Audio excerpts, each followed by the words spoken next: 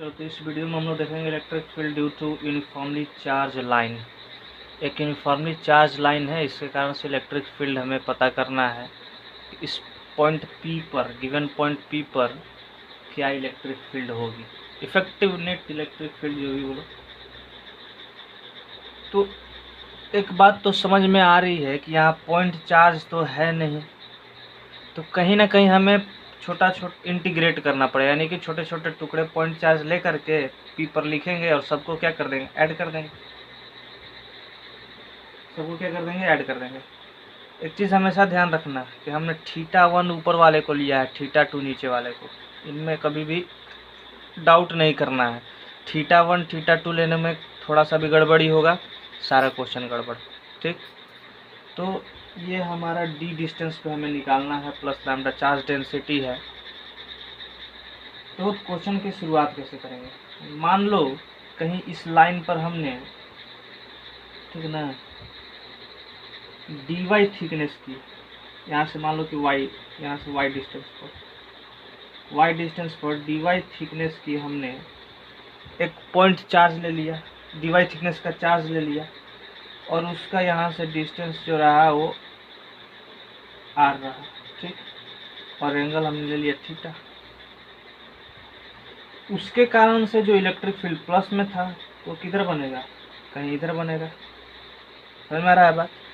तो इसके दो कंपोनेंट मिलेंगे हमें, एक तो x एक्सिस के अलोंग, एक y एक्सिस। तो y ऊपर नहीं, निगेटिव y एक्सिस के अलोंग मिलेगा हमें।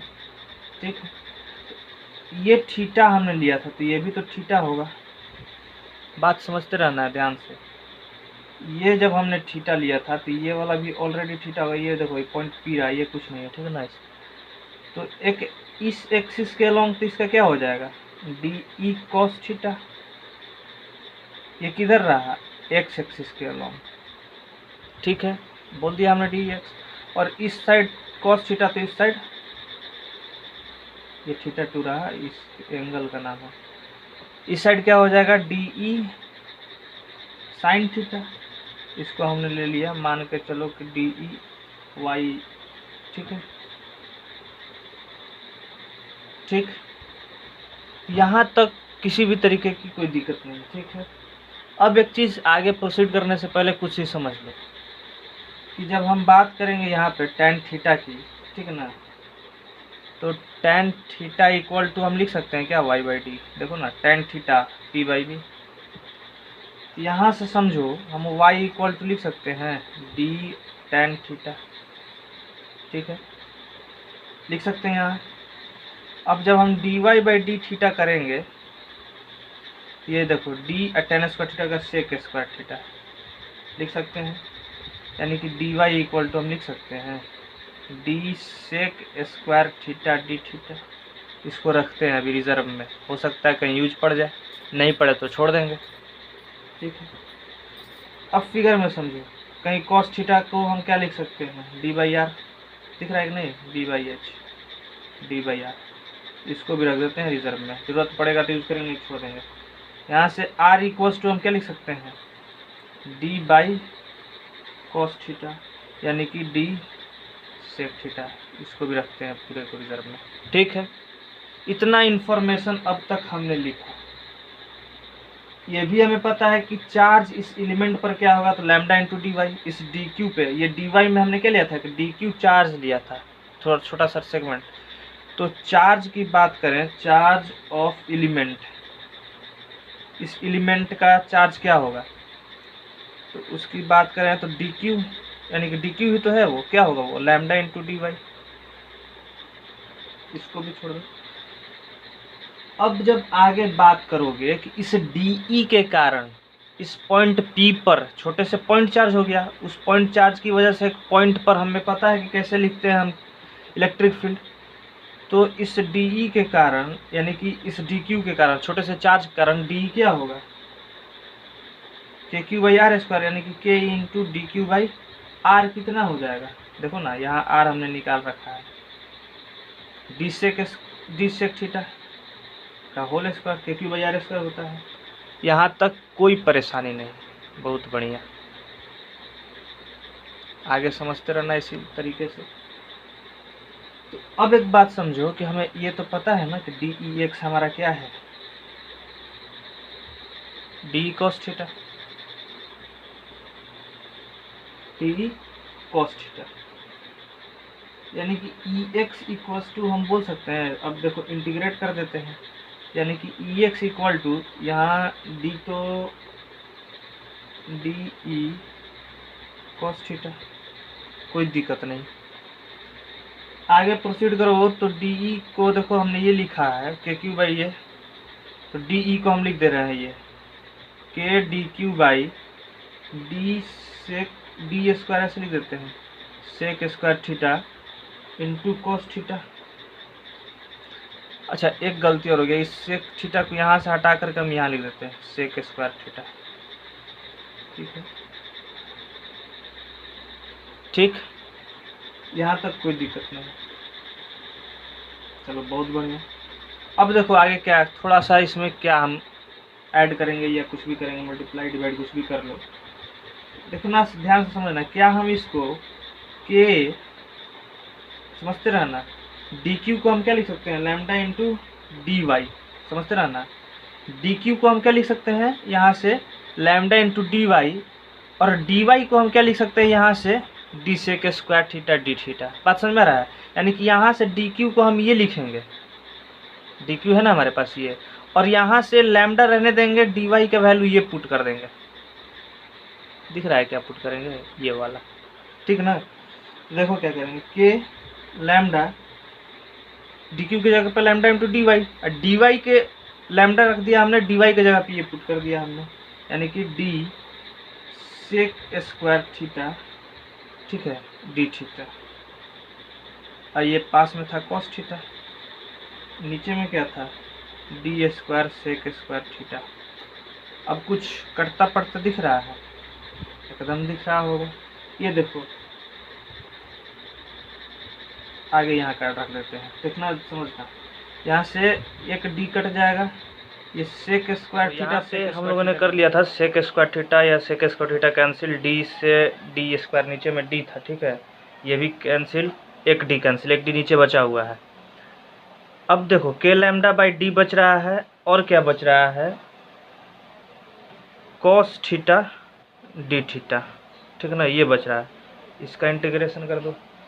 अब देखो बात आती है इंटीग्रेशन की, जब तो इंटीग्रेशन कहाँ से कहाँ तक इंटीग्रेट करेंगे, तो फिगर के पास चलते हैं। फिगर में देखो ध्यान से कि फिगर में हम लोगों ने थीटा हमें कहाँ से लिया था, हमने जो ये मेरा लाइन था जिस पे हम जिस मिड पॉइंट से निकाल, जिस मतलब कि परपेंडिकुलर डिस्टेंस जो हम लिए थे, जो पॉइंट पी था हमारा, ठीक है, जिसका डिस्टेंस डी रहा, उसके नीचे वाले को हमने थीटा 2 माना, ऊपर को थीटा 1, तो हम इंटीग्रेट कहाँ से करेंगे, ऊपर पॉजिटिव है तो नीचे नेगेटिव, तो इंटीग्रेशन हम जब लगाएंगे इंटीग्रेट करेंगे तो माइनस थीटा 2 जो कि नीचे था से थीटा 1 तक करेंगे, ठीक है, इसी वे में प्रूफ करेंगे, ठीक ना, तभी रिजल्ट हमारा, ठीक है,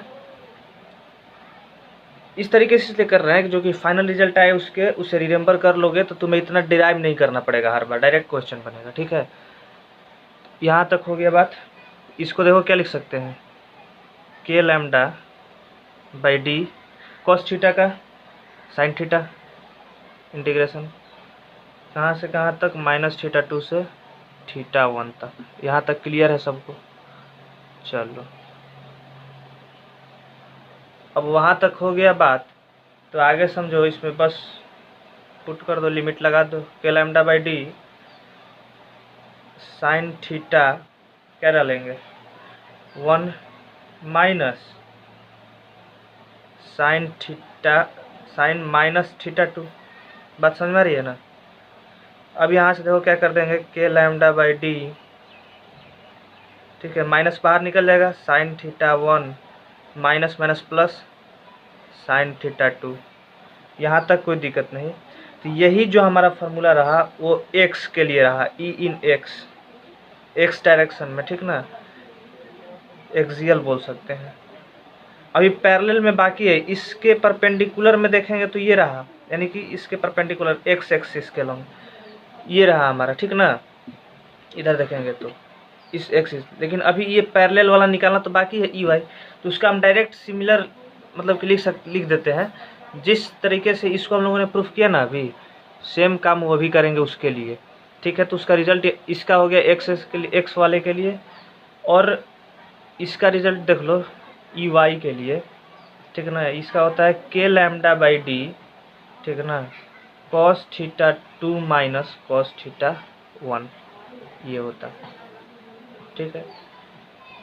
ये पैरेलल भी तो बोल सकते हैं, जो हमारा रॉड है ये मेन, ये जो हमारा रॉड रहा, इसके रिस्पेक्ट में एक जो है ये थीटा 1 थीटा 2 रहा, ठीक है। ये थीटा 2 रहा, ये थीटा 1 रहा, एक इधर आएगा और एक इधर आएगा, तो इस ये तो पैरेलल है, ये परपेंडिकुलर है, तो इसको हम ये भी बोल सकते हैं ये क्या है, ई पैरेलल। और ई परपेंडिकुलर क्या होगा हमारा, तो के लैम्डा बाई डी, ठीक है, sine theta 1 plus sine theta 2।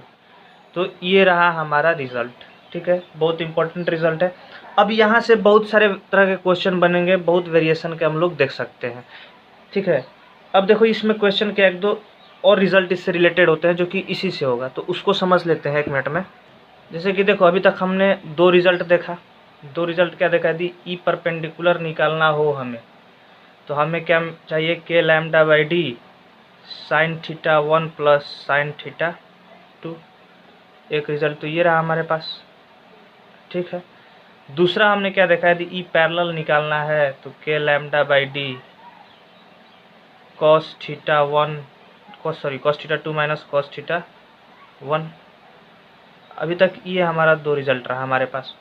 अब देखो ये कब का रिजल्ट रहा, यदि एक लॉन्ग इन्फिनाइट चार्ज ले लिया हमने, लॉन्ग वायर रहा, ठीक है, इन्फिनाइटली लॉन्ग वायर, सॉरी एक लिमिट तक का वायर था, एक लिमिट तक का वायर था, जिसमें कि ये थीटा 2 रहा, ये थीटा 1 रहा था, और ये परपेंडिकुलर आया था और ये पैरेलल आया था, ठीक है।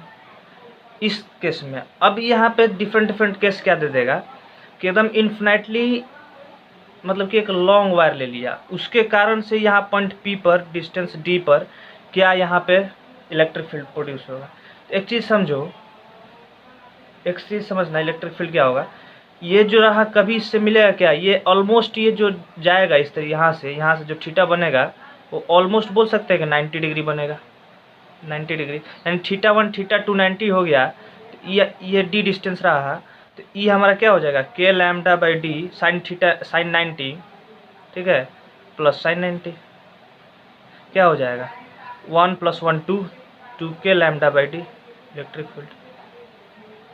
कुछ रहा इसमें नहीं, या बोल सकता है कि यहीं तक छोड़ दो इसको, ये प्लस है, सब ध्यान में रखना, यहीं तक रहने दो इसको, ये दूसरा कॉन्सेप्ट रहा। और ये एक तरफ से इन्फिनाइट जाएगा, एक तरफ नहीं है, बस यहीं तक रोक दो, और ये पी पॉइंट पे हमें डी डिस्टेंस पर बताओ इलेक्ट्रिक फील्ड क्या होगा, यहाँ पे इलेक्ट्रिक फील्ड क्या होगा बताओ।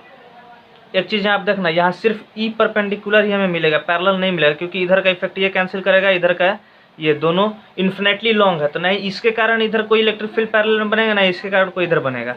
यहाँ पे इसलिए बन रहा था कि हम थीटा 1 थीटा 2 हो सकता है कोई बड़ा छोटा, इसलिए इफेक्टिव हम मान लिए कि ये पैरेलल में इधर आ रहा था, हो सकता है ऊपर भी आ सकता है। यहाँ पे देखो इफेक्टिवली आएगा पैरेलल में, नीचे के कारण तो ऊपर नहीं है, नीचे कुछ है ही नहीं, ऊपर वाले के कारण ई पैरेलल नीचे बनेगा, और एक्स ई एक्स, तो ये इधर ई परपेंडिकुलर तो बनेगा ही, बात समझ में आ रही है।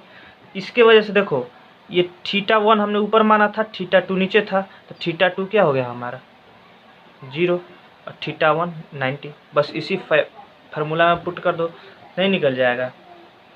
तो ई परपेंडिकुलर क्या हो जाएगा, देखो साइन 90 पुट करना है, साइन 0 0, साइन थीटा 1 90, तो ई पर ई तो सिंपल मिल गया हमें क्या, के लैम्डा बाई डी। पैरेलल में भी वही काम करना है, के लैम्डा बाई डी। देखो कॉस थीटा 2 है, थीटा 2 क्या है 0 1 होता है, माइनस थीटा 1 कॉस 90 क्या होगा, ठीक है 0 हो जाएगा। यहाँ पे भी हमें क्या मिल जाएगा, के लैम्डा बाई डी, यहाँ पे भी हमें मिल गया के लैम्डा बाई डी, बात समझ में आ रही है। अब यहाँ पे कोई पूछ दिया, मान लो कि ई नेट निकालो, तो 90 डिग्री पर दोनों, ई नेट इस डायरेक्शन में होगा, ई नेट क्या हो जाएगा 90 डिग्री पर रहता है, तो √2 टाइम्स के लैम्डा बाई डी। तो इस तरीके से क्वेश्चन में किसी भी तरीके से बना करके दे सकता है, बहुत वेरिएशन का क्वेश्चन आएगा। यदि इस तरीके से दे देगा कि ये तुम्हारा वायर रहा, तुम्हें यहाँ इस, ठीक है, इस वायर की वजह से तुम्हें ये इस पॉइंट P पर जो कि डिस्टेंस D रहा यहाँ से, तुम्हें इलेक्ट्रिक फील्ड निकालना है। तो यहाँ पे थीटा को बहुत ही देखते हुए ये करना है, क्या बोलते हैं उसको, बहुत ही हिसाब से अध्ययन करना है, समझना है उसको। तो ये जो रहेगा ना हमारा, ये θ1 रहेगा।